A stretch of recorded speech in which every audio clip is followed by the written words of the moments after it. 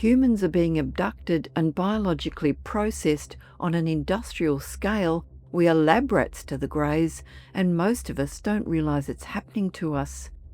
These are the angry opinions of lifelong UK abductee Gary. Some of his many experiences leading to these embittered views are described here.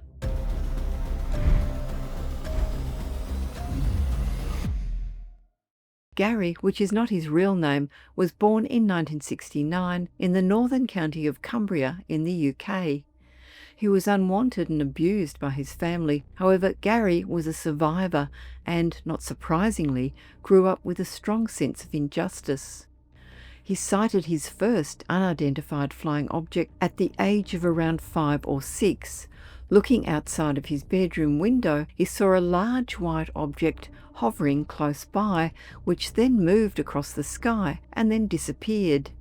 The ETs seemed to have started taking an interest in Gary when, soon after that, a strange glowing object appeared to the left of the car he, his mother and stepdad were travelling in on a holiday. The object paced their car for about an hour along the highway before finally disappearing. It was on their return home that Gary began having nightly visitations from strange-looking creatures who he later realised were Greys coming into his room. Almost in response to his family's violence, Gary began having out-of-body experiences. A poor sleeper, he found that at night he could leave his body at will, flying high above his house, around the neighbourhood, and even higher to observe our planet from space. Kicked out of home at an early age, Gary began to thrive, finding a job, a place to live, and new friends, as well as experiencing his first onboard UFO travel. He woke up feeling disoriented and on a cold, hard surface like an operating table. He was also in real pain and assumed he had been in an accident. Looking around, he was shocked to see not a doctor, but a very tall grey creature. As the pain worsened, and despite Gary shouting and demanding answers, the being did not respond as it inserted a large needle into his left temple. This was not a good introduction to the ways of the Greys, as it showed no compassion for his pain, but continued inserting the needle deeper until Gary passed out. The following morning, awaking tired and with a bad headache, he was shocked to see a red mark like a wound on his left temple. At that time he had heard of UFOs and aliens, but knew nothing about them, so decided not to talk to anyone about the incident. Over time he met his future partner Grace, also not her real name, and they married and had a child. But in 1993, when Gary was 24, unwanted visitors started to appear in their home. Getting up to use the bathroom in the middle of the night, Gary encountered a small, dark, grey-looking being, no more than 3 feet tall, standing in his living room. On another occasion, he was faced by a blonde-haired woman on her hands and knees, no more than 8 inches away, staring at him as he lay in bed. When he jumped up shouting, she stood back, then rapidly floated up and through his bedroom ceiling. 2 weeks later, she was there again, but this time staring at Grace. When he touched the being's shoulder and asked her name, she shoved him back in a panic and again disappeared. He and Grace agreed that the presence must have been a ghost.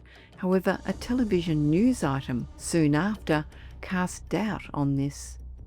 It was reported that people were being abducted by aliens who were Pamela Anderson lookalikes. After laughing out loud, Gary realised that the being he had sighted twice and verified the solidity of by touch fitted this description. 2 years later, there began experiences which convinced him that he was definitely being abducted by aliens. He again woke up on a cold, hard examination table to see there in front of him a very tall grey alien being. Strangely, he felt calm and relaxed, then slightly disconcerted by the ET's question, "What do you want to do with your life?" He recalls that he gave a ridiculous answer, but the creature's lack of a reaction showed a complete lack of a sense of humour. Not long after this abduction came another, But this time he woke up seeing not only the aliens but also a terrified Grace. They were both naked and huddled together in some kind of clear liquid like water, except that they could breathe in it. They were in a large transparent tank, and 5 feet above them, grey aliens were on a walkway, staring down and observing them. There were 2 short beings and 3 tall greys, the same kind who had painfully injected his head with a needle almost 10 years ago. Gary later learnt that the tall greys are the intelligent beings, the smaller ones for fetch and carry tasks. Even more bizarrely, behind the greys and nearly out of sight were 2 normal-looking human men. They wore black suits and dark boots, and were also observing Gary and Grace, each holding something like a clipboard as they took notes. Gary felt they looked more like CIA agents than aliens. On later coming to, Gary was relieved that Grace did not recall the experience. After one more UFO sighting in late 1994, when a massive cigar-shaped craft moved very slowly over his house, Gary was to have no further experiences for another 22 years. He was still able to astrally travel and had occasional premonitions, while Grace's psychic abilities also intensified, as she regularly experienced premonitions and visions. In 2016, Gary was aware of being abducted twice, both times feeling his bed covers pulled off and being floated out of the window. However, he had no memory of what had happened during the missing time. The third time, however, he found himself in something like a large warehouse where up to 100 humans, both men and women, seemed engaged in reproductive activity.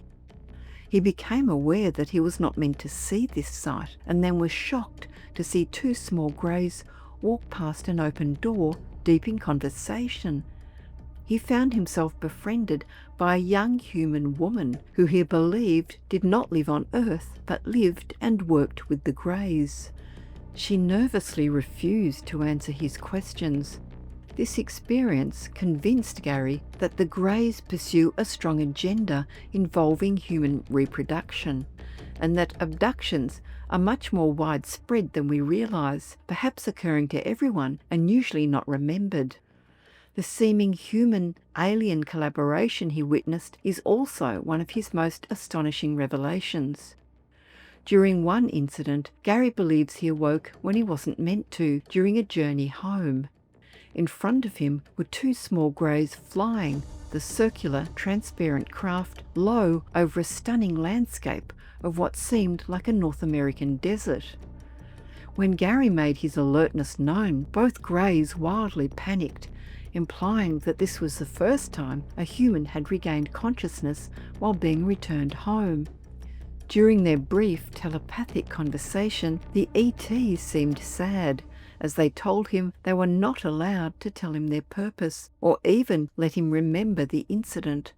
However, later some memories did come crashing back, he thinks as a kind of thank you for his staying calm. He suddenly remembered exiting some kind of opening in the side of a mountain or mound in the desert, so literally from some kind of underground base or facility. The small shuttle craft he had been in was, he presumed, ferrying people back and forth to the facility. He had never before even conceived of underground alien bases. The next time the Greys came for Gary, he found he was able to resist the paralysis they imposed and fight back, to the shock of the being, who changed his demeanour accordingly and resembled a vicious predator. A few months later, Gary again felt their energy fill his room and decided this time he would kick them with more power. This time, as soon as he thought that, he was out cold.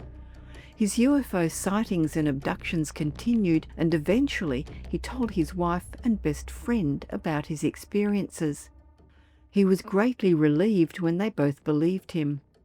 However, he says he now has little sympathy for the ETs, believing nearly everyone is abducted in a mass processing he describes as a cattle market. Most people do not remember the experience and, he says, never will.